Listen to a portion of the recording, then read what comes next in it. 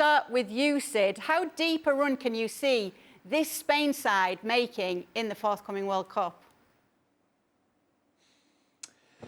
That's the question we're all asking ourselves, and it was what we were asking in the build-up to the European Championships as well. We saw so many weaknesses in the Spain team, and then they played really, really well, albeit there were moments when they were fortunate, of course, to get through. They didn't start particularly well the first two group games. They needed extra time against Croatia. They needed penalties against Switzerland to get to that semi-final when they were then the better team than Italy, and then they went into the Nations League and they beat Italy to get revenge for that, and then were very unfortunate to lose to France. It's genuinely difficult to judge what we're going to see from Spain, because I think what we see is a team that has a recognisable identity, a team that wants the ball, a team that pressures very high, but a team that, to use a Spanish phrase, leave you with doubts in the two areas.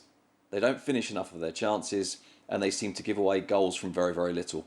And so I think there's a vulnerability about Spain now that means that I think we all believe that Luis Enrique knows what he's doing. We all believe that some of the talent is there, but I think we see points of weakness, and particularly in the two penalty areas. Ale, should they be ahead of Portugal when it comes to favourites for lifting that trophy? I think so. And Spain, in fact, against Portugal last week, they were better than Portugal and should have won the game. But we saw some of their vulnerabilities and some of the frailties that, again, we saw today against Switzerland. They were in full control of the game. And for some odd reason, first of all, they're unable to put somebody away. So they scored a goal, and it's difficult for them to get a second.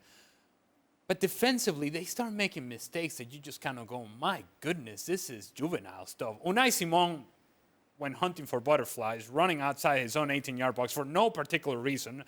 There was no decision to be made. Instead, he goes out there, misses out on the ball, and eventually Switzerland misses a chance. The same thing, long ball over the top, and Marco Llorente misjudges the flight of the ball, and Diego Llorente, I should say, misjudges the flight of the ball, and now Switzerland are in a position where they can score a goal.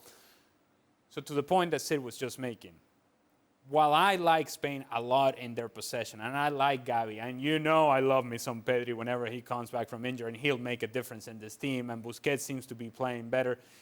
Through the midfield, they're going to possess the ball, but what they do with that possession, there is nothing that scares you from Spain in the final third, and there is a lot of things that scare you defensively from Spain's perspective in that defensive half.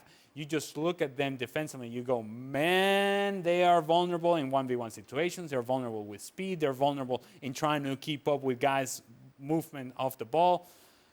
I like the midfield, the rest of the team, not so much, and yet, having said all that, I'll take them over Portugal because of what I saw last week. What I saw last week was a team that was better than Portugal, even with all those vulnerabilities. Thanks so much for watching ESPN on YouTube. And for more sports highlights and analysis, be sure to download the ESPN app. And for premium content and live streaming, subscribe to ESPN Plus.